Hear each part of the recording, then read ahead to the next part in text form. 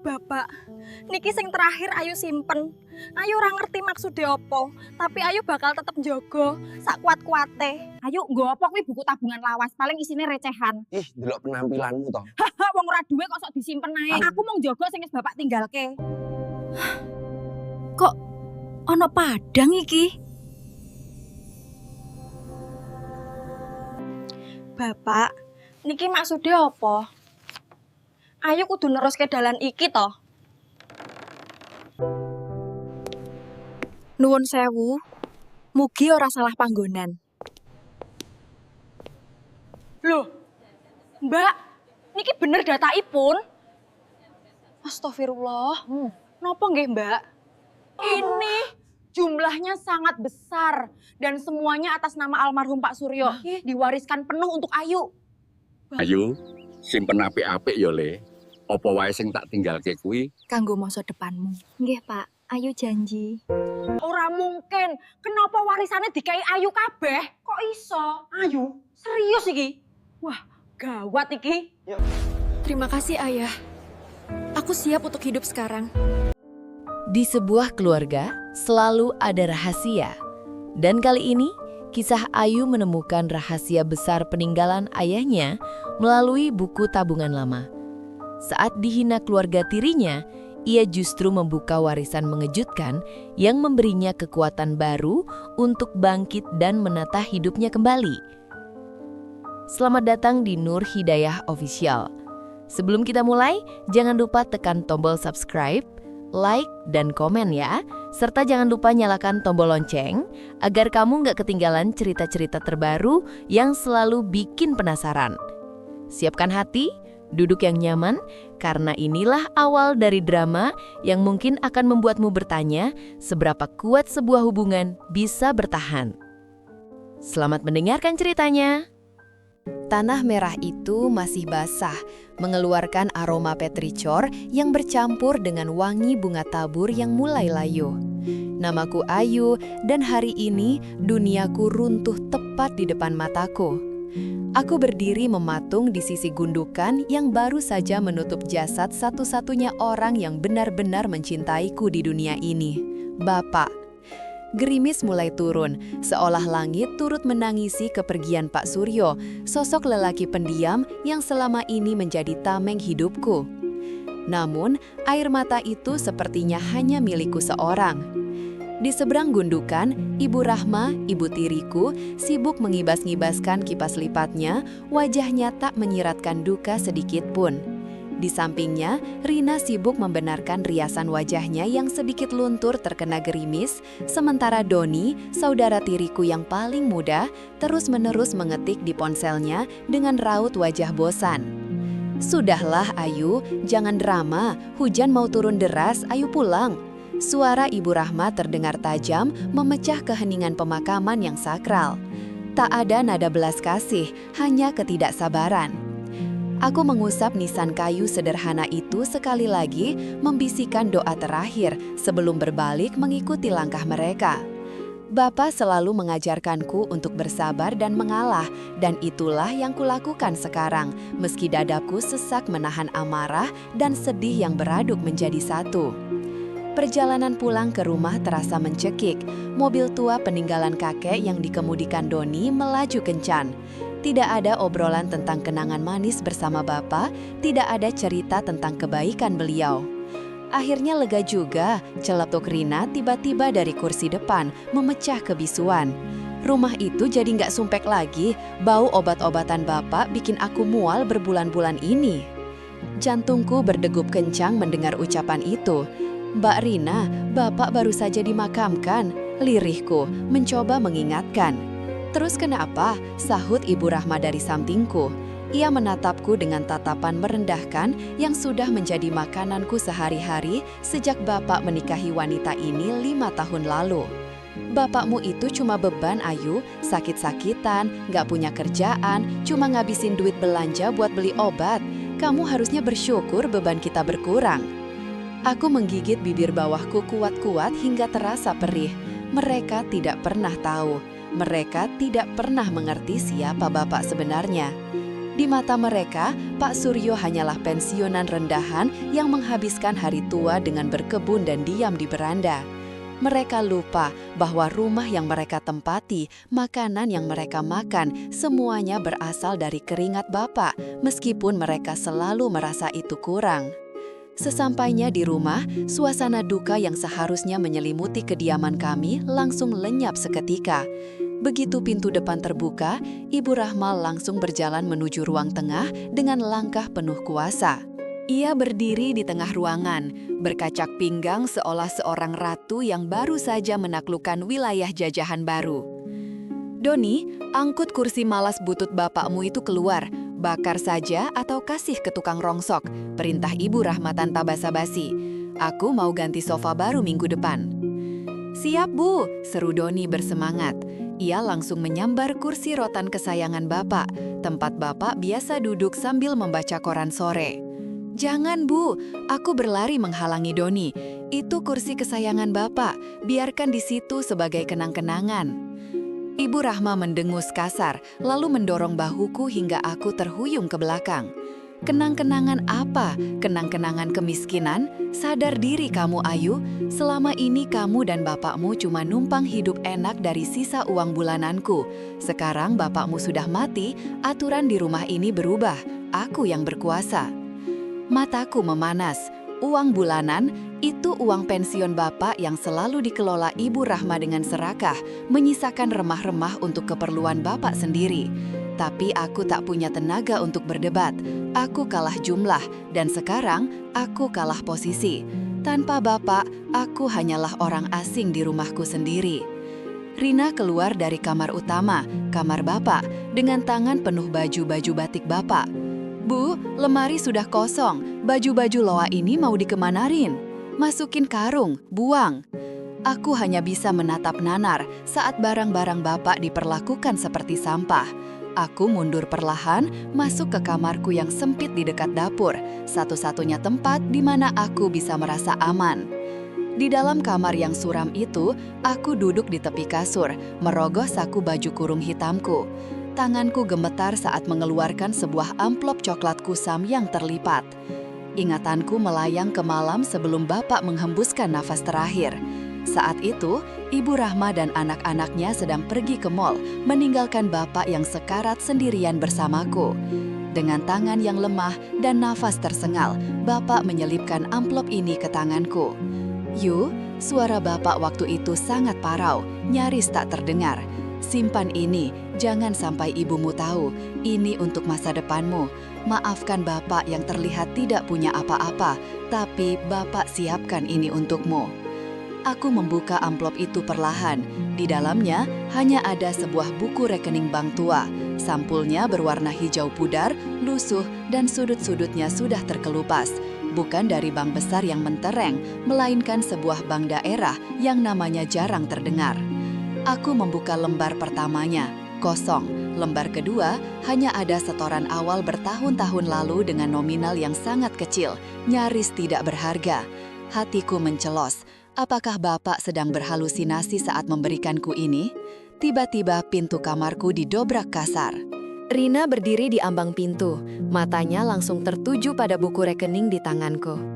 "Wah, apa itu?" Rina menyeringai, lalu dengan cepat merampas buku itu dari tanganku sebelum aku sempat menyembunyikannya. "Kembalikan, Mbak," teriakku panik. Rina tertawa meremehkan sambil membolak-balik buku itu.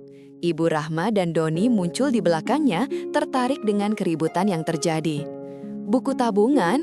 Ibu Rahma merebutnya dari Rina, lalu menelitinya dengan mata menyipit. Sesaat kemudian, tawa meledak dari mulutnya, tawa yang menyakitkan. "Ya ampun, aku kira bapakmu ninggalin warisan emas batangan atau sertifikat tanah. Ternyata cuma buku tabungan butut tahun jebot."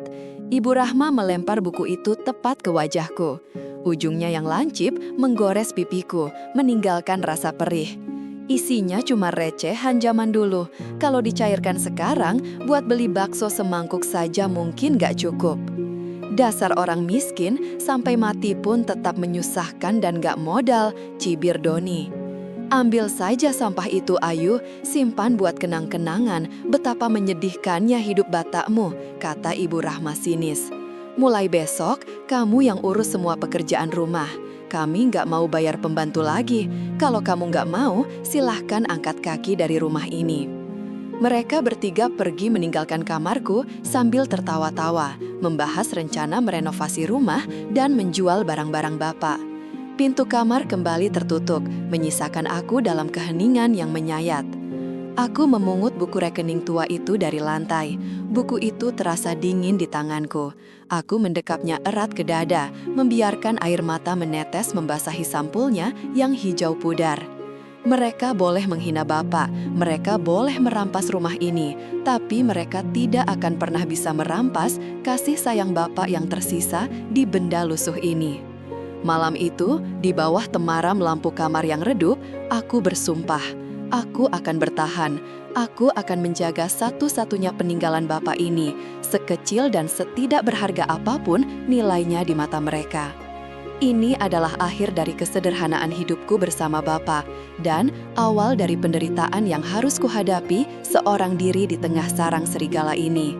Namun, jauh di lubuk hatiku, ada perasaan aneh yang menjalar saat jariku menyentuh halaman terakhir buku itu. Sebuah firasat bahwa buku lusuh ini menyimpan rahasia yang jauh lebih besar daripada sekedar angka-angka usang. Rahasia yang Bapak jaga rapat-rapat, khusus untukku. Keluar, bawa semua barang rongsokanmu ini ke belakang. Teriakan Ibu Rahma memecahkan keheningan pagi yang seharusnya damai. Belum genap 7 hari tanah makam ayah mengering, namun neraka di rumah ini sudah dimulai. Aku masih mematung di ambang pintu kamar tidurku, kamar yang kutempati sejak kecil, tempat ayah membacakan dongeng sebelum tidur, tempat aku menyimpan sejuta mimpi. Kini, pakaian-pakaianku sudah berserakan di lantai, dilempar begitu saja dari dalam lemari oleh Rina. Tunggu apa lagi, Yu? Kau pikir kau masih putri raja di sini? Rina menimpali dengan nada sinis, kakinya dengan sengaja menendang tumpukan buku sekolahku hingga terseret ke lorong. Doni, yang berdiri bersandar di kusen pintu sambil memainkan ponselnya, hanya tertawa kecil. Sudahlah, angkut saja. Lagian kamar ini mau kujadikan ruang game, lebih berguna daripada tempat kau menangis seharian. Mataku memanas, tapi aku menahan agar air mata tak jatuh. Menangis di depan mereka hanya akan memberi kepuasan batin bagi mereka. Dengan tangan gemetar, aku memunguti baju-baju yang tercacar, memasukkannya asal-asalan ke dalam tas plastik besar berwarna hitam, seolah-olah barang-barangku adalah sampah. Mulai hari ini, kau tidur di gudang belakang. Perintah Ibu Rahma dingin, matanya menatapku seolah aku adalah noda di lantai marmer yang ia banggakan. Jangan coba-coba masuk ke ruang utama, kecuali untuk bersih-bersih. Paham? Aku mengangguk lemah. Iya, Bu. Bagus, sekarang cepat bereskan, lalu pel seluruh lantai 1. Rina mau ada teman-temannya datang nanti sore. Jangan sampai ada debu sedikit pun. Aku menyeret tas plastik itu melewati ruang keluarga yang megah menuju bagian belakang rumah. Gudang itu terletak di pojok, bersebelahan dengan tempat jemuran. Begitu pintu kayu yang lapuk itu kubuka, bau apek dan debu langsung menyergap hidungku. Ruangan itu sempit, hanya cukup untuk satu kasur lipat tipis dan tumpukan kardus bekas. Cahaya matahari hanya masuk malu-malu lewat ventilasi kecil yang tertutup sarang laba-laba. Disinilah aku sekarang, putri kesayangan ayah, kini tak lebih dari seorang penumpang haram di rumahnya sendiri. Malam harinya tubuhku remuk redam, seharian aku dipaksa menjadi babu, mengepel lantai 2 kali karena Rina sengaja menumpahkan jus jeruk, menyuci tumpukan piring bekas makan siang Doni yang berkerak, hingga menyetrika baju-baju pesta Ibu Rahma yang penuh payat rumit. Tidak ada ucapan terima kasih, yang ada hanya bentakan jika aku sedikit saja melambat. Saat aku hendak merebahkan diri di kasur tipis gudang, suara Ibu Rahma kembali memanggil dari ruang tengah. Ayu, sini kamu. Dengan langkah gontai, aku berjalan menuju ruang keluarga. Pemandangan di sana membuat dadaku sesak. Di atas meja kaca yang mewah, terhampar berbagai dokumen dan kotak perhiasan. Ibu Rahma sedang mencoba kalung emas milik almarhumah ibu kandungku, sementara Rina memegang sertifikat rumah dengan mata berbinar. Doni sibuk menghitung lembaran uang tunai yang mereka temukan di berangkas ayah. Mereka sedang membagi-bagi harta ayah, seolah-olah itu adalah jarahan perang. Duduk di lantai, perintah Rina tanpa menoleh, jari-jarinya sibuk menelusuri denah tanah di sertifikat itu. Kita perlu bicara soal pembagian warisan. Kata warisan ia ucapkan dengan nada mengejek. Ibu Rahma melepaskan kalung itu dan meletakkannya kembali ke kotak beludru. Ia mengambil sebuah benda kecil dari tumpukan dokumen. Sebuah buku rekening tua berwarna biru pudar dengan sudut-sudut yang sudah terlipat dan sampul yang agak sobek. Itu adalah buku tabungan lama ayah, satu-satunya yang ayah pesankan secara khusus padaku sebelum beliau meninggal. Nih, Ibu Rahma melempar buku itu. Buku itu meluncur di lantai dan berhenti tepat di depan lututku. Ini bagianmu. Aku mengambil buku itu dengan hati-hati, membersihkan debu yang menempel di sampulnya. Rina meledak dalam tawa yang menyakitkan telinga. Aduh, kasihan sekali. Anak kesayangan cuma dapat buku rongsokan.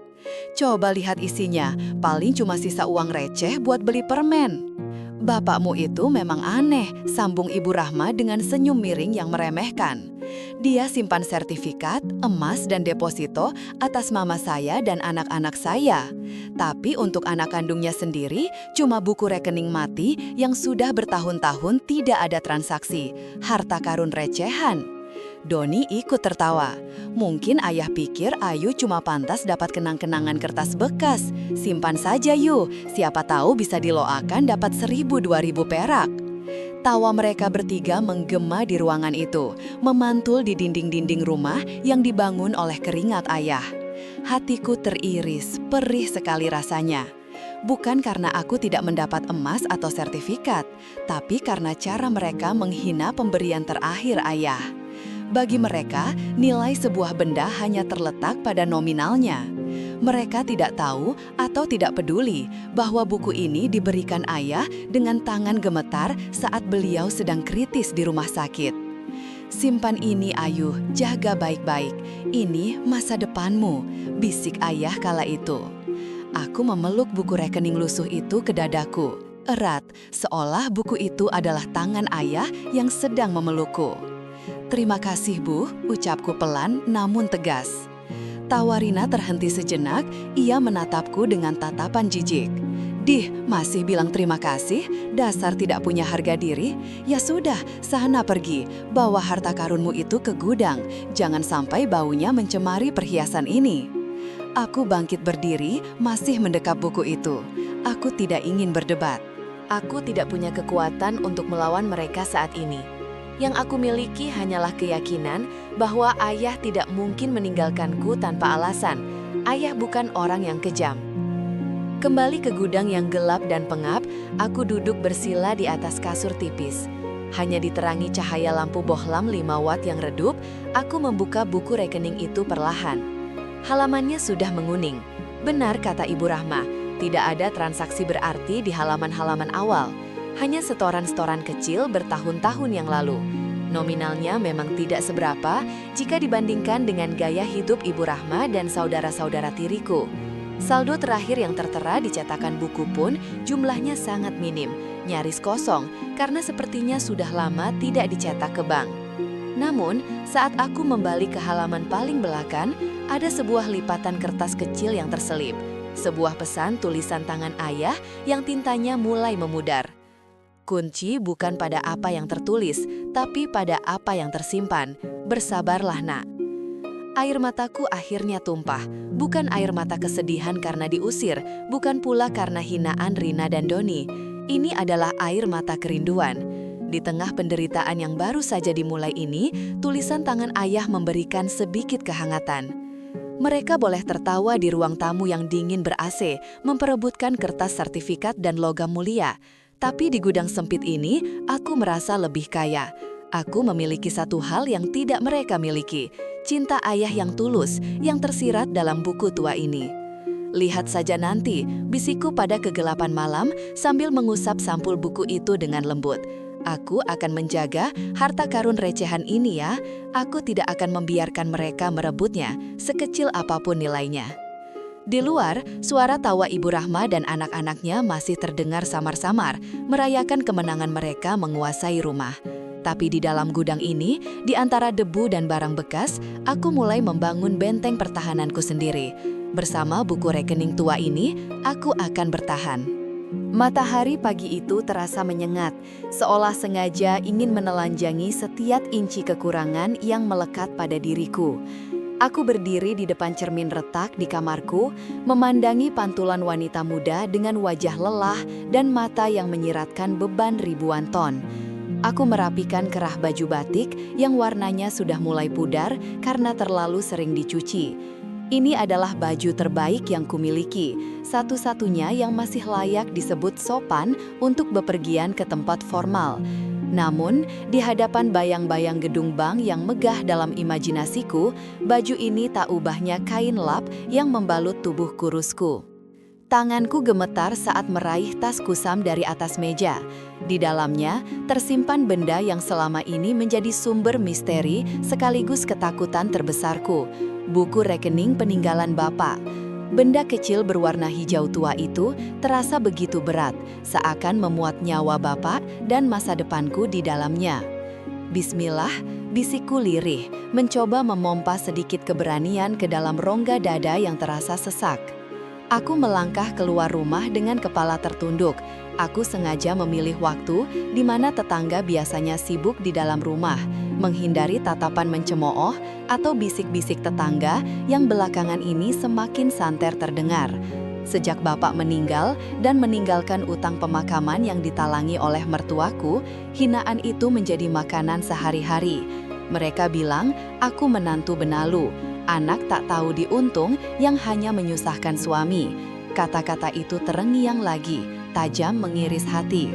Mau kemana yuk, tumben rapi? Suara Bu RT tiba-tiba terdengar dari balik pagar, membuat langkahku terhenti mendadak.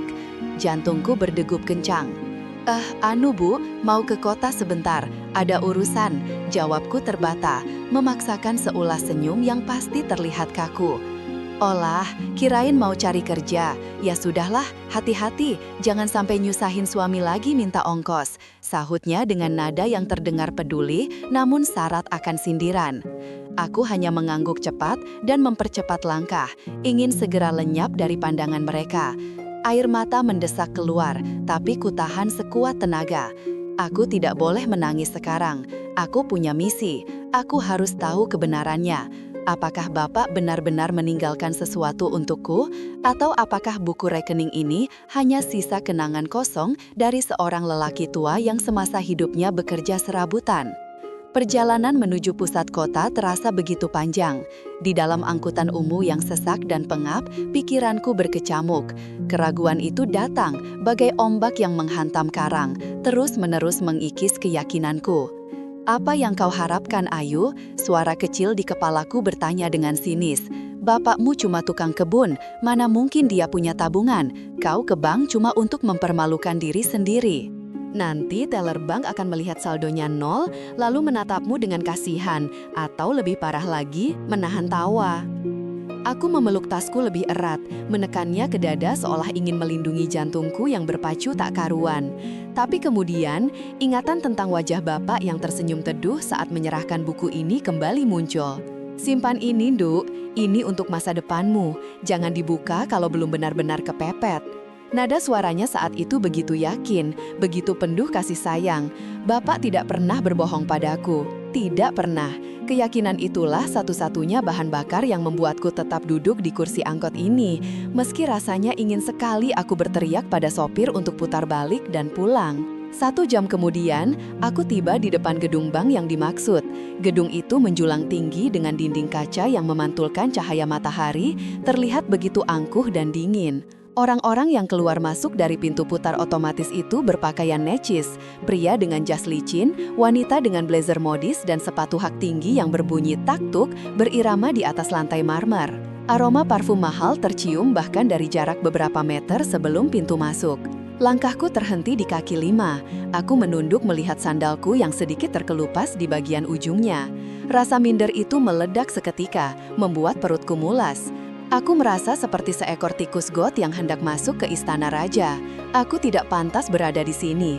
Tempat ini bukan untuk orang sepertiku. Mbak, mau masuk? Suara berat seorang satpam membuyarkan lamunanku. Aku tersentak, mendongak menatap pria berseragam safari biru tua yang berdiri di depan pintu. Tatapannya tidak galak, tapi menyelidik. Mungkin dia curiga melihat perempuan berpakaian lusuh berdiri mematung di depan bank. Iya pak, jawabku pelan, nyaris tak terdengar. Silahkan mbak, hati-hati pintunya, ujarnya sambil membukakan pintu kaca yang berat itu. Hembusan udara dingin dari pendingin ruangan langsung menerpa wajahku yang berkeringat, kontras sekali dengan panasnya udara di luar.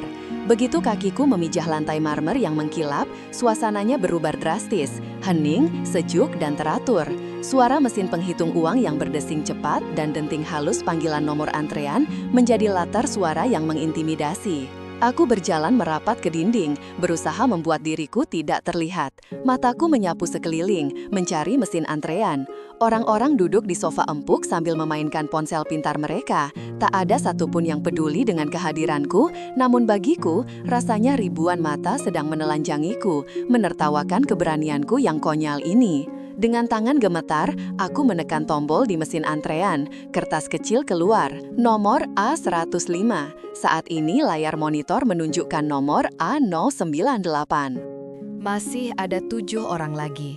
7 orang yang harus kulewati sebelum vonis itu dijatuhkan. Aku memilih kursi di sudut paling belakang, duduk di tepinya saja karena takut mengotori kain pelapisnya yang bersih. Waktu terasa berjalan sangat lambat.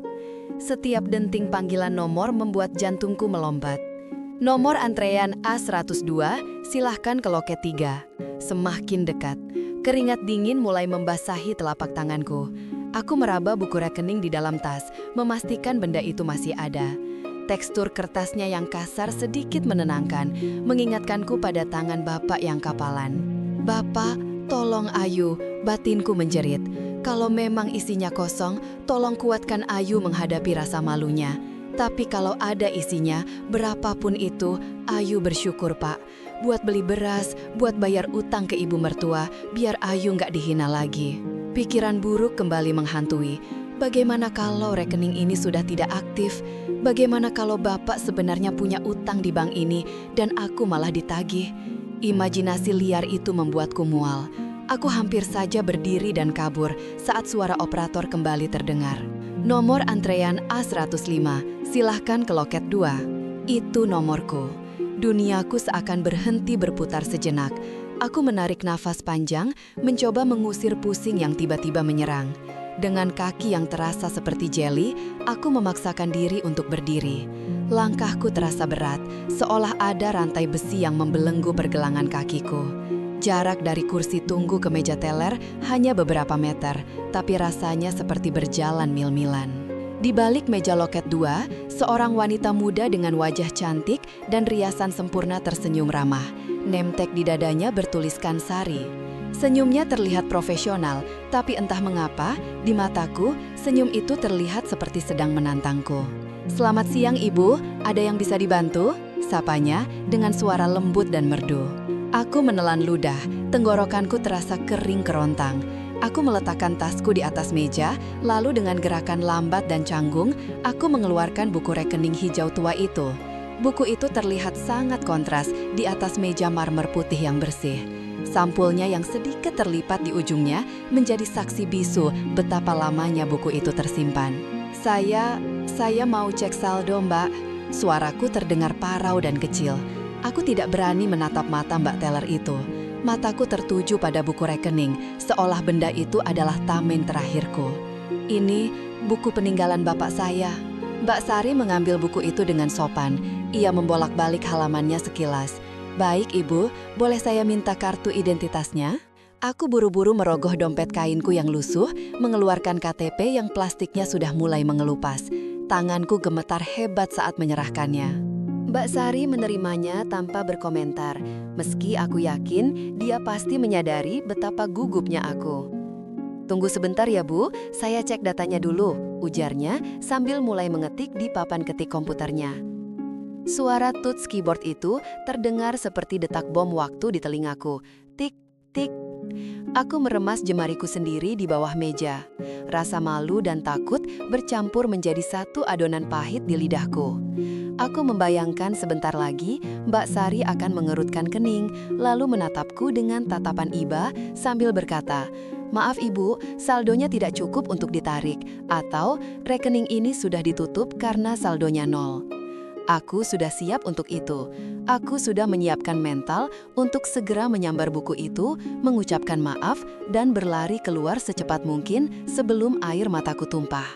Aku sudah siap untuk kembali ke kehidupan nerakaku, menerima nasib bahwa aku memang ditakdirkan untuk diinjak-injak. Namun, suara ketikan itu berhenti, hening sejenak. Lalu, terdengar suara gumaman pelan dari Mbak Sari. Jantungku berhenti berdetak. Kenapa? Ada apa? Apa bukunya palsu? Ada masalah, Mbak? Tanyaku panik, suaraku bergetar hebat. Mbak Sari tidak langsung menjawab. Ia menatap layar monitor dengan mata yang sedikit membelalak. Ekspresi wajah profesionalnya goyah sesaat. Ia seperti melihat sesuatu yang tidak masuk akal, atau setidaknya sesuatu yang tidak ia duga akan muncul dari data seorang nasabah berpenampilan lusuh sepertiku. Ia menoleh padaku, kali ini tatapannya berbeda. Bukan tatapan meremehkan, bukan juga tatapan kasihan. Itu adalah tatapan kaget bercampur hormat yang membingungkan. "Ibu Ayu," suaranya terdengar lebih hati-hati sekarang. "Ibu yakin belum pernah mengecek atau melakukan penarikan sejak rekening ini dibuat oleh Bapak Wijaya?" "Belum, Mbak. Bapak baru kasih sebelum meninggal. Itu pun saya simpan terus," jawabku jujur, semakin bingung. "Kenapa, Mbak? Kosong ya?" Mbak Sari menggeleng perlahan. Matanya kembali menatap layar komputer seolah ingin memastikan angka-angka di sana tidak salah. Ia kemudian mengambil sebuah slip penarikan dan menyodorkannya padaku, tapi bukan untuk diisi. "Bu Ayu, mohon maaf sebelumnya. Karena ini rekening lama dengan jenis tabungan khusus, sistem kami memerlukan verifikasi ulang untuk mengaktifkannya kembali agar bisa dicetak di buku," jelasnya, namun nada bicaranya menyiratkan urgensi. "Tapi, apa Ibu tahu estimasi jumlah dana yang ditinggalkan Bapak Ibu?" Aku menggeleng lemah. "Gak tahu, Mbak. Bapak cuma bilang buat masa depan." Mbak Sari menarik napas panjang, lalu menatapku lekat-lekat. "Ibu, saldonya masih utuh beserta bunganya selama bertahun-tahun. Dan jumlahnya cukup besar." "Cukup besar?" ulangku beo. Di kepalaku, cukup besar mungkin 5 juta atau 10 juta. Itu sudah sangat besar bagiku. Bisa untuk melunasi utang pemakaman dan modal jualan gorengan. "Alhamdulillah. Berapa, Mbak? 5 juta ada?" Mbak Sari terdiam sejenak, lalu ia menuliskan sebuah angka di secari kertas kecil, membalikannya, dan menggesernya perlahan ke hadapanku. "Mohon dilihat sendiri, Bu, demi privasi dan keamanan Ibu." Dengan tangan yang masih gemetar, aku meraih kertas kecil itu. Mataku menyipit, mencoba membaca tulisan tangan Mbak Sari. Angka pertama bukan 0, ada banyak 0 di belakangnya. Aku menghitungnya. 1, 2, 3, 6, 9. Napasku tercekat, pandanganku berkunang-kunang. Aku harus berpegangan pada pinggiran meja agar tidak merosot jatuh ke lantai. Dunia di sekelilingku seolah berputar kencang, menyisakan aku, kertas kecil itu, dan kebenaran yang menghantamku lebih keras daripada hinaan manapun yang pernah kuterima. Ini bukan sekadar tabungan tukang kebun, ini adalah warisan yang tak masuk akal. "Mbak, ini nggak salah ketik?" tanyaku, air mata mulai menggenan. Bukan karena sedih, tapi karena guncangan batin yang luar biasa. "Tidak, Bu Ayu, itu saldo valid yang tercatat di sistem kami," jawab Mbak Sari mantap. Di kertas itu tertera deretan angka yang mengubah statusku detik ini juga. Dari Ayu si menantu benalu menjadi Ayu pewaris miliaran rupiah. Tapi di balik rasa syukur yang meledak, muncul pertanyaan besar yang lebih menakutkan. Siapa sebenarnya Bapak? Dan dari mana uang sebanyak ini berasal? "Nomor antrean A15, silakan menuju ke loket 2. Suara panggilan otomatis itu terdengar menggema di seluruh ruangan bank yang hening, memecah lamunanku yang sedari tadi berkecamuk tak karuan. Aku tersentak kaget, nyaris menjatuhkan tas kain lusuh yang kupangku di paha. Dengan napas yang kutahan di dada, Aku berdiri. Kakiku terasa berat, seolah ada beban bertonton yang menggelayuti langkahku menuju meja teller. Dinginnya pendingin ruangan bank ini terasa menusuk tulang, kontras sekali dengan keringat dingin yang mulai membasahi punggungku. Aku merasa sangat kecil di sini.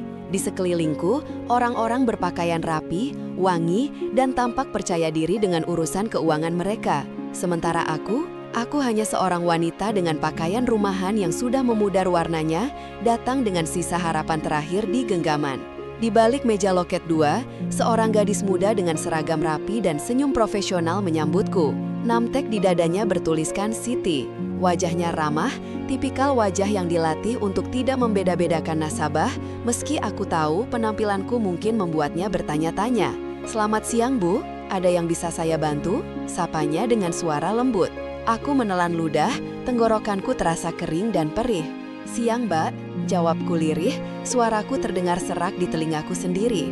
Dengan tangan gemetar, aku merogoh ke dalam tas dan mengeluarkan benda yang menjadi tumpuan hidupku saat ini. Sebuah buku rekening tua berwarna hijau pudar yang sudut-sudutnya sudah terkelupas, bersanding dengan KTP-ku yang plastiknya sudah mulai buram. Aku meletakkannya di atas meja marmer yang dingin itu, mendorongnya pelan ke arah Siti. Saya mau cek saldo, Mbak. Sekalian mau tarik tunai kalau masih ada sisanya. Ujarku terbata-bata. Jantungku berdegup kencang, takut mendengar jawaban bahwa rekening ini sudah mati atau saldonya 0. Buku ini adalah peninggalan almarhum Bapak yang kutemukan di laci tua kemarin sore. Satu-satunya hal yang mungkin bisa menyelamatkanku dari tagihan rumah sakit ibu yang jatuh tempo besok. Siti mengangguk sopan, mengambil buku itu dengan kedua tangannya. Ia membolak-balik halaman buku yang sudah menguning itu sejenak. "Buku lama ya, Bu? Sepertinya sudah lama sekali tidak ada transaksi. Boleh saya pinjam KTP-nya untuk verifikasi?" Aku mengangguk cepat, menyerahkan kartu identitasku. "Iya, Mbak, itu punya almarhum bapak saya, tapi namanya atas nama saya. Dulu dibuatkan waktu saya masih kuliah, tapi ya sempat terlupakan." Siti mulai mengetik di keyboard komputernya. Bunyi tik-tik-tik yang ritmis itu terdengar seperti hitungan mundur bom waktu bagiku. Aku meremas ujung bajuku di bawah meja, merapalkan doa dalam hati. "Tuhan, tolonglah, 500.000 saja, atau 1 juta. Asal cukup untuk menebus obat ibu." Awalnya, Siti memproses dengan ekspresi biasa. Matanya menatap layar monitor dengan tatapan data rutinitas kerja. Namun, detik berikutnya, irama ketikan jarinya terhenti mendadak. Hening. Aku melihat kening Siti berkerut. Ia memajukan wajahnya sedikit ke arah layar, seolah memastikan apa yang dilihatnya tidak salah. Kemudian, ia mengetik lagi, kali ini lebih cepat, lalu menekan tombol enter dengan keras. Detik itu juga, matanya membelalak kaget. Aku bisa melihat perubahan drastis di wajahnya. Raut wajah yang tadi segar dan berwarna merah muda, kini berubah pucat pasi dalam sekejap. Mulutnya sedikit terbuka, namun tidak ada suara yang keluar. Ia berkedip berkali-kali, lalu mengusap matanya, seolah tak percaya pada deretan angka di hadapannya. Perasaanku mulai tidak enak. Rasa takut yang berbeda kini menyergapku. Bukan takut saldonya kosong, tapi takut ada masalah hukum atau utang yang tidak kutahui. Apakah Bapak meninggalkan utang besar di bank ini? Apakah aku akan ditagih? "Maaf, Bu, ada kesalahan sistem?" Tanyaku dengan cemas, suaraku bergetar. "Atau saldonya kosong ya, Mbak?" Siti tidak menjawab pertanyaanku. Ia bahkan seperti lupa bahwa aku ada di hadapannya. Ia masih terpaku pada layar monitor, nafasnya mulai terlihat memburu. Tanpa menoleh padaku, ia langsung beranjak dari kursinya dengan gerakan kasar yang membuat kursi rodanya terdorong ke belakang dan menabrak dinding partisi. Suara benturan itu membuat beberapa nasabah di antrean belakang menoleh. "Bu Sarah," Siti memanggil atasannya. Suaranya tidak kencang, tapi terdengar mendesak dan sedikit bergetar. Ia melambaikan tangan pada seorang wanita paruh baya yang sedang berdiri di belakang meja penyelia. "Bu, cepat, lihat ini." Jantungku rasanya mau copot. Kenapa dia harus memanggil atasan? Apa yang salah? Apakah rekening ini diblokir karena aktivitas mencurigakan? Keringat dinginku semakin deras mengalir. Aku merasa tatapan orang-orang mulai tertuju padaku, tatapan penuh rasa ingin tahu dan penghakiman. Aku ingin sekali lari dari tempat ini, menenggelamkan diri dan menghilang. Bu Sarah, penyelia bank yang dipanggil, berjalan mendekat dengan langkah tenang namun tegas. Wajahnya menunjukkan wibawa seorang senior. "Ada apa, Siti? Kenapa teriak-teriak begitu?" tegurnya pelan saat sampai di samping meja teller. Ini Bu, Siti menunjuk layar monitor dengan jari telunjuk yang gemetar. "Coba Ibu lihat saldo nasabah ini. Saya sudah refresh 3 kali. Saya pikir sistemnya error, tapi datanya valid." Aku hanya bisa terdiam, mematung di kursiku. Tanganku mencengkram tas kainku begitu erat hingga jari-jariku memutih. Aku tidak mengerti apa yang sedang dilihat Siti. Pikiranku mulai membayangkan skenario terburuk. Polisi akan datang. Aku akan dituduh melakukan penipuan. Atau mungkin Bapak pernah terlibat pencucian uang? Pikiran-pikiran irasional itu terus menghantuiku. Bu Sarah membungkuk, menatap layar komputer. Ia menyipitkan mata di balik kacamata bacanya. 1 detik, 2 detik. Sama seperti Siti, tubuh Bu Sarah menegang, matanya melebar sempurna. Ia menegakkan tubuhnya dengan cepat, lalu menatapku. Tatapan itu bukan tatapan kemarahan, itu bukan tatapan curiga. Itu adalah tatapan yang sulit kuartikan. Campuran antara kekaguman, kebingungan, dan rasa hormat yang mendadak muncul. Suasana di sekitar meja teller itu mendadak hening dan tegang. Pegawai lain di meja sebelah mulai menoleh, penasaran dengan apa yang membuat kepala cabang dan teller senior mereka terpaku seperti patung. "Siti," bisik Bu Sarah, tapi dalam keheningan itu aku masih bisa mendengarnya. "Kamu yakin tidak salah input nomor rekening?" "Yakin, Bu. KTP dan tanda tangannya juga cocok. Ini rekening dorman yang sudah tidak aktif selama 20 tahun, tapi bunganya terus berjalan dan pokoknya..." Siti tidak sanggup melanjutkan kalimatnya. Bu Sarah menarik nafas panjang, berusaha mengembalikan ketenangan profesionalnya, meski aku bisa melihat tangannya sedikit gemetar saat ia membetulkan letak kacamatanya. Ia kemudian berjalan memutar, keluar dari area teller dan menghampiriku di sisi nasabah. Sikapnya berubah total. Jika tadi ia terlihat tegas, kini ia membungkuk sedikit dengan sangat sopan, hampir seperti seorang pelayan yang menyambut raja. "Ibu Ayu," panggilnya lembut. Nada suaranya sangat hati-hati. "Mohon maaf atas ketidaknyamanan ini. Sepertinya kami tidak bisa memproses transaksi Ibu di loket biasa." Duniaku runtuh seketika. "Kenapa, Bu?" Air mataku mendesak keluar. Apa uangnya hilang? Atau rekeningnya sudah hangus? "Tolong, Bu, saya butuh sekali uang itu. Walau cuma sedikit, tolong cairkan." Bu Sarah menggeleng cepat, wajahnya tampak panik melihatku hampir menangis. Bukan begitu Bu Ayu. Ya ampun, bukan hangus." Ia menoleh ke arah satpam, memberi isyarat tangan untuk mendekat, seolah ingin melindungiku. Justru sebaliknya, nominal di rekening Ibu terlalu besar untuk ditarik di teller biasa. Kami harus melayani Ibu di ruangan VIP di lantai atas. Aku melongo, otakku gagal memproses informasi itu. "Terlalu besar?" ulangku bodoh. "Maksud Ibu, di situ isinya berapa? 100.000? 1 juta? Siti, yang masih berdiri di balik meja, akhirnya bersuara. Ia memutar layar monitornya perlahan menghadap ke arahku meski terhalang kaca pembatas. "Bu Ayu, silahkan lihat sendiri." Aku menyipitkan mata, mencondongkan tubuh ke depan. Di layar itu tertera nama lengkapku, Ayu Larasati. Di bawahnya ada deretan angka yang begitu panjang hingga aku harus menghitung jumlah digitnya satu persatu. Angka itu bukan 1 juta, bukan 10 juta, bahkan bukan 100 juta. Ada deretan angka 0 yang berbaris rapi, didahului angka-angka lain yang membuat kepalaku pening seketika. 25. Aku mengeja angka depannya, lalu mataku menelusuri titik-titik pemisahnya. Miliar? 25 miliar 430 juta rupiah, Bu. Siti membacakan angka itu dengan suara berbisik yang penuh kekaguman. Itu belum termasuk bunga berjalan bulan ini. Duniaku seakan berhenti berputar. Suara hiruk-pikuk bank meredup, menyisakan denging panjang di telingaku. Lututku lemas seketika. Jika aku tidak sedang duduk, aku pasti sudah ambruk ke lantai. Bapak, apa yang sebenarnya Bapak simpan dariku selama ini? Kami hidup pas-pasan, bahkan seringkali kekurangan sepanjang hidupku. Kami makan tahu tempe setiap hari. Bapak selalu bilang kita harus hemat. Bapak selalu menambal sepatu kerjanya yang bolong.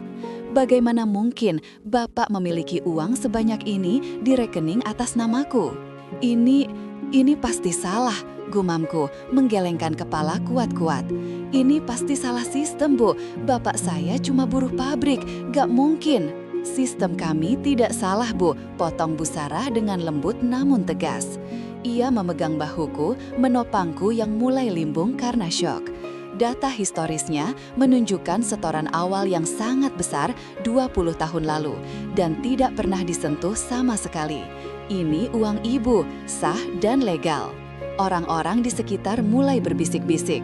Aku bisa merasakan tatapan mereka berubah. Dari yang tadinya meremehkan penampilan kumuhku, kini berubah menjadi tatapan lapar, tatapan iri, dan tatapan penuh tanda tanya. Mari Bu Ayu, ajak Bu Sarah setengah memapahku untuk berdiri. Tidak aman bicara di sini. Silahkan ikut saya ke ruangan kepala cabang. Kita urus semuanya di sana. Teh hangat mungkin bisa membantu Ibu menenangkan diri. Aku berdiri dengan kaki gemetar seperti jeli. Tangan kiriku masih mendekap tas lusuhku ke dada, sementara tangan kananku dituntun oleh Bu Sarah. Saat aku melangkah meninggalkan loket, aku sempat menoleh sekali lagi ke arah Siti. Gadis itu masih menatapku dengan pandangan takjub, seolah ia baru saja melihat Cinderella berubah wujud tepat di depan matanya. Namun, di dalam hatiku tidak ada rasa gembira. Belum, yang ada hanyalah rasa takut yang semakin besar dan ribuan pertanyaan yang menghantam kepalaku. Uang sebanyak ini bukan berkah biasa, ini adalah misteri. Dan aku punya firasat, misteri ini akan mengubah hidupku menjadi sesuatu yang tidak pernah kubayangkan sebelumnya. Bahkan mungkin membawa bahaya yang tak terlihat. Bu, cepat, lihat ini. Kata-kata Siti tadi masih terngiang di telingaku saat pintu ruangan VIP tertutup di belakangku, memisahkan aku dari dunia orang-orang biasa dan mengurungku bersama rahasia 25 miliar rupiah yang entah dari mana asalnya. Mbak Rini, teller yang sejak tadi melayaniku, masih mematung dengan mulut sedikit terbuka.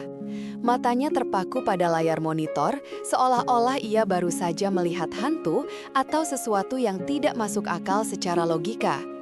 Keheningan di antara kami terasa begitu tajam, hingga suara detak jam dinding di belakangnya terdengar seperti palu godam yang memukul-mukul gendang telingaku. Antrian di belakangku mulai kasakusuk, tidak sabar. Namun, Mbak Rini tidak bergeming. Tangannya yang biasanya lincah mengetik, kini berhenti total di atas papan ketik. "Mbak, ada masalah?" tanyaku pelan, suaraku bergetar. Ketakutan terburuku mulai membayang. Apakah saldonya kosong? Apakah Bapak berbohong? Atau lebih buruk lagi, apakah rekening ini sudah diblokir karena kami terlalu miskin? Tiba-tiba, seorang pria paruh baya dengan setelan jas rapi dan papan nama bertuliskan kepala cabang di dadanya berjalan mendekat. Ia rupanya menyadari kelainan pada teller nomor 3 ini. "Ada apa, Rini? Kenapa lama sekali?" tanyanya dengan nada tegas namun berwibawa. Rini menoleh perlahan, wajahnya pucat pasi. Ia tidak menjawab, hanya menunjuk ke arah layar monitor dengan jari telunjuk yang gemetar. Pria itu, Pak Hartono, begitu nama yang kubaca sekilas, mencondongkan tubuhnya, menyipitkan mata untuk melihat angka yang tertera di sana. Reaksi Pak Hartono nyaris sama, meski ia lebih pandai mengendalikannya. Matanya membelalak sesaat, nafasnya tertahan, lalu ia menelan ludah dengan susah payah. Ia segera menegakkan tubuh, merapikan dasinya, dan menatapku dengan tatapan yang berubah 180 derajat. Tidak ada lagi tatapan sopan standar kepada nasabah biasa. Ini adalah tatapan hormat yang bercampur dengan rasa segan yang mendalam. "Maaf Mbak Ayu, benar ini putri dari Bapak Suryo?" tanyanya, suaranya jauh lebih lembut, bahkan terdengar sangat hati-hati. Iya Pak, benar, jawabku terbata-bata. Pak Hartono mengangguk cepat, lalu memberikan kode tangan kepada satpam untuk menutup sementara antrian di teller tersebut. Mbak Ayu, mohon maaf sekali. Untuk transaksi dan pembahasan mengenai rekening ini, kami tidak bisa melakukannya di loket umum. Ini menyangkut privasi dan keamanan nasabah prioritas kami. Mari, silahkan ikut ke ruangan saya. Aku terhenyak. Nasabah prioritas? Bapak yang bajunya sering berlubang kecil di bagian ketiak karena terlalu lama dipakai, Bapak yang selalu makan tahu tempe demi menyisihkan uang belanja untuk ibu tiriku, aku merasa seperti sedang bermimpi di siang bolong. Dengan langkah gamang, aku mengikuti Pak Hartono menuju sebuah ruangan kaca di sudut bank yang bertuliskan VIP Lounge. Di dalam, udaranya terasa lebih dingin dan harum. Sofa kulit empuk menyambut tubuhku yang masih tegang. Pak Hartono duduk di hadapanku, sementara Rini datang membawakan segelas air mineral dan beberapa lembar dokumen cetak. "Minumlah dulu Mbak Ayu, tenangkan diri," ujar Pak Hartono ramah. Aku meneguk air itu sedikit, mencoba membasahi kerongkonganku yang kering kerontang. "Pak, tolong jelaskan, ada apa sebenarnya? Apakah Bapak punya utang atau rekeningnya bermasalah?" Pak Hartono tersenyum tipis, sebuah senyum yang menenangkan. Ia menyodorkan selembar kertas yang baru saja dicetak oleh Rini ke hadapanku. "Bukan utang, Mbak, justru sebaliknya. Lihatlah." Mataku menelusuri barisan angka yang tertera di sana. Awalnya aku bingung karena digitnya terlalu banyak. Aku harus menghitung jumlah nol di belakang angka utama itu berkali-kali untuk memastikan aku tidak salah lihat. 1, 2, 3, 6, 9. Napasku tercekat, jantungku serasa berhenti berdetak sesaat. Miliaran, desisku nyaris tak terdengar. Ini tidak mungkin. Ini pasti salah sistem kan, Pak? Bapak saya hanya pensiunan pegawai biasa. Uang pensiunnya pun sering habis diminta istri barunya. Pak Hartono menggeleng pelan. "Tidak ada kesalahan sistem, Mbak Ayu. Ini adalah saldo real. Rekening ini adalah rekening deposito berjangka dan tabungan investasi yang sudah dikumpulkan Pak Suryo sejak puluhan tahun lalu, jauh sebelum beliau menikah lagi. Pak Suryo adalah salah satu nasabah silent billionaire kami. Beliau sangat low profile." Aku menutup mulutku dengan kedua tangan, menahan isak tangis yang tiba-tiba mendesak keluar. Bayangan wajah Bapak yang keriput dan lelah melintas di benakku. "Tapi, kenapa? Kenapa Bapak hidup susah kalau punya uang sebanyak ini?" Tanyaku dengan air mata yang mulai menetes. Pak Hartono menghela napas panjang, lalu membuka sebuah map lain. "Pak Suryo pernah berpesan khusus kepada saya pribadi beberapa tahun yang lalu. Beliau tahu situasinya di rumah tidak kondusif. Beliau sadar bahwa istri barunya memiliki gaya hidup yang boros. Jika uang ini diketahui, Pak Suryo takut tidak akan ada yang tersisa untuk masa depan putri kandungnya satu-satunya, yaitu kamu, Mbak Ayu." Kata-kata itu menghantam dadaku dengan keras. Rasa haru, sedih, dan cinta yang begitu besar bercampur aduk menjadi satu. Selama ini, Bapak diam bukan karena ia lemah. Bapak mengalah bukan karena ia takut. Bapak membiarkan dirinya dihina, direndahkan, dan dianggap tidak berguna oleh ibu tiri dan saudara tiriku semata-mata untuk melindungi benteng terakhir masa depanku. Pak Suryo sengaja mengatur agar rekening ini tidak pernah menerima surat tagihan ke rumah. Beliau memblokir akses dari siapapun kecuali dirinya sendiri dan kamu saat usiamu sudah cukup dewasa atau dalam keadaan mendesak seperti sekarang. Beliau bilang, "Biarlah saya terlihat miskin di mata orang lain, asalkan anak saya nanti bisa hidup layak dan tidak perlu mengemis pada siapapun." Air mataku tumpah ruah. Aku menangis sejadi-jadinya di ruangan dingin itu. Aku teringat bagaimana Bapak selalu tersenyum sabar saat ibu tiri memarahinya karena uang belanja kurang. Aku teringat bagaimana Bapak diam saja saat dikatakan sebagai suami yang tidak becus mencari nafkah tambahan. Ternyata, di balik diamnya, Bapak adalah seorang raksasa yang menahan beban dunia sendirian. Ia menyimpan kerajaan ini untukku. Ia rela menderita dalam kesunyian, menelan harga dirinya bulat-bulat hanya agar harta ini tidak digerogoti oleh keserakahan orang-orang yang tidak berhak. Pak Hartono membiarkanku menangis, memberikan waktu bagiku untuk mencerna kebenaran yang mengejutkan ini. Ia menyodorkan kotak tisu dengan sopan. "Jadi, ini semua untuk saya, Pak?" tanyaku setelah tangisku sedikit mereda meski suaraku masih serak. "Sepenuhnya hak Mbak Ayu. Pak Suryo sudah memberikan kuasa penuh. Anda bisa menggunakannya untuk biaya pengobatan Pak Suryo di rumah sakit terbaik, membeli rumah baru, atau modal usaha. Apapun yang Mbak butuhkan." Aku menatap kembali deretan angka di kertas itu.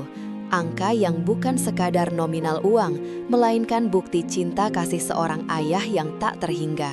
Harta karun yang dijaga oleh naga yang sedang tidur. Dan naga itu adalah kesabaran Bapak.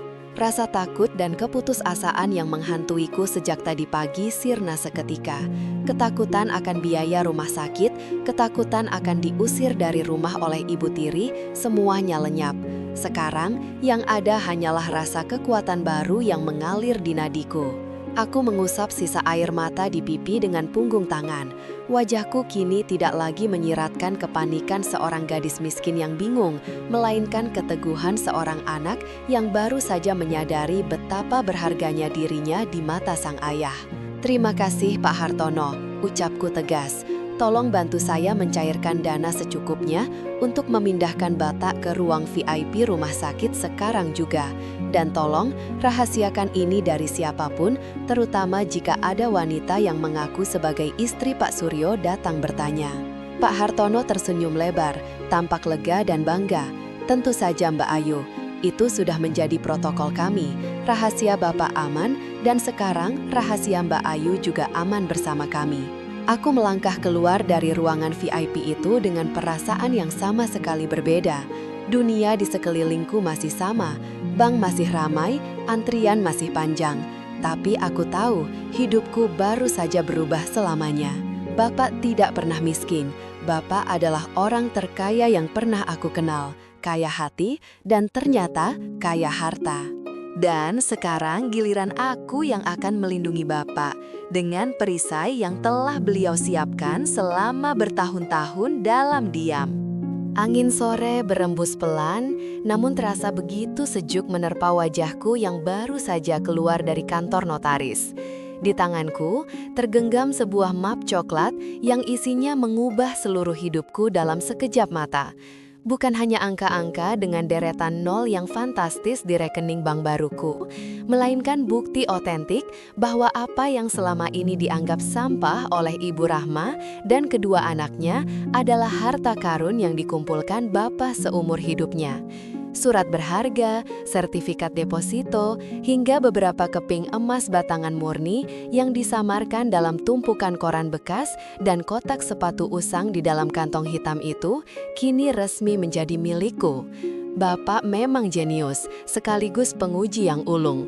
Ia menyembunyikan masa depan cerah di balik penampilan yang kumuh, persis seperti ia menyembunyikan kebijaksanaannya di balik diamnya selama ini. Namun, kabar angin bergerak lebih cepat daripada cahaya di kota kecil ini.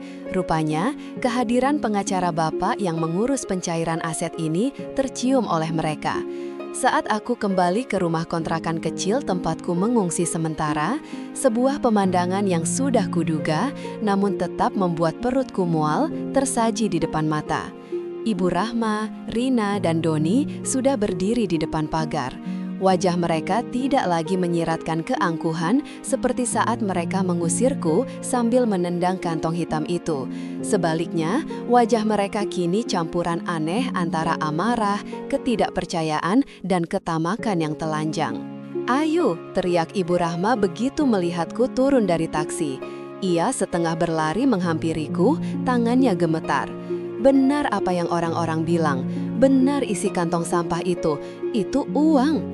Aku menatap wanita yang pernah kusebut ibu tiri itu dengan tatapan datar. Bukan uang, Bu, tapi masa depan.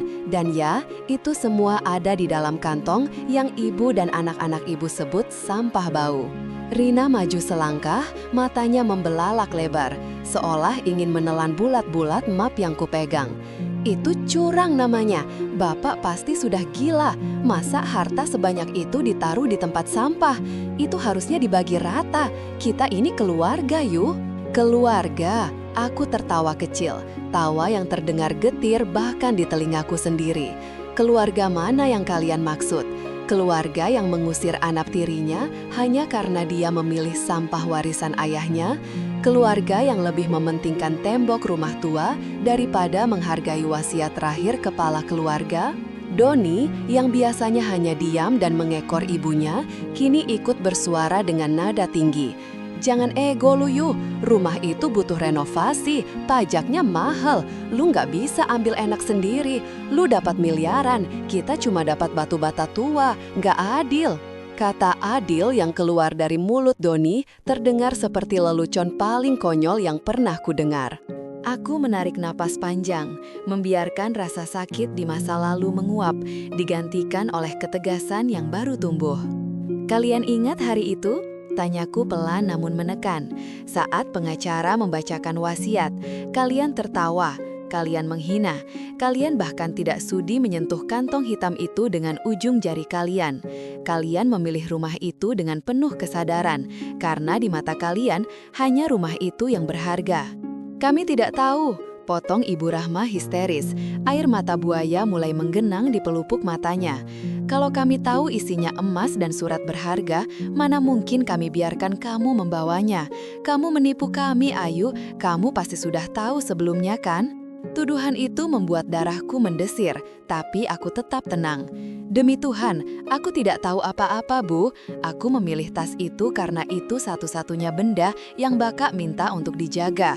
Aku memilihnya karena rasa hormat dan rindu pada Bapak, bukan karena isinya. Sementara kalian memilih berdasarkan apa yang berkilau di mata kalian.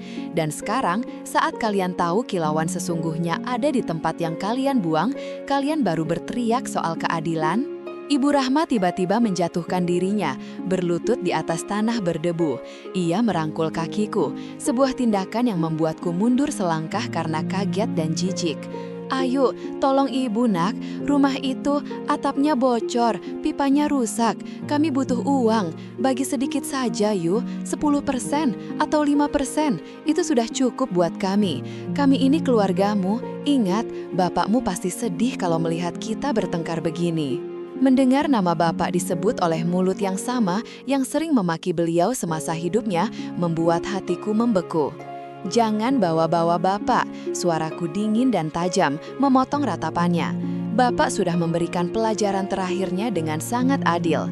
Beliau memberikan apa yang kalian inginkan, kemewahan fisik berupa rumah, dan beliau memberikan apa yang pantas untuk orang yang tulus, berkah yang tersembunyi. Aku melepaskan kakiku dari cengkraman tangan Ibu Rahma. Rina dan Doni tampak siap meledak, tapi kehadiran dua orang petugas keamanan lingkungan yang kebetulan lewat membuat mereka menahan diri. Mereka hanya bisa menatapku dengan nyalang, penuh penyesalan yang terlambat. Dengar baik-baik, ujarku, menatap mata mereka satu persatu. 1 rupiah pun dari harta ini tidak akan jatuh ke tangan kalian. Bukan karena aku pelit, tapi karena aku ingin kalian belajar. Belajar bahwa ketulusan tidak bisa dibeli. Belajar bahwa menilai sesuatu dari kulit luarnya adalah kebodohan terbesar. Dasar anak setan, Rina menjerit, frustasi karena sadar manipulasi mereka tidak mempan. Makan tuh duit haram.